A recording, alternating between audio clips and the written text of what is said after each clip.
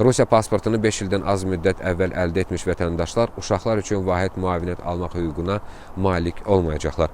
Belə ki, uşaqlara görə ödəniş hüququ artıq yalnız Rusiya vətəndaşlığının mövcudluğundan deyil, həm də şəxsin bu statusda ölkədə ən azı 5 il yaşayıb yaşamamasından asılı olacaq. Bu barədə Dövlət Dumasının komitə üzvlərindən biri məlumat veribdir və qeyd olunub ki, bu qərarın məqsədi vətəndaşlığı yeni əldə edən və dərhal vahid müavinət üçün müraciət edən şəxslər üçün mövcud boşluqların aradan qaldırmaq, həmçinin dövlətlə uzunmüddətli hüquqi bağlılığı olan ailələri dəstəkləməkdir.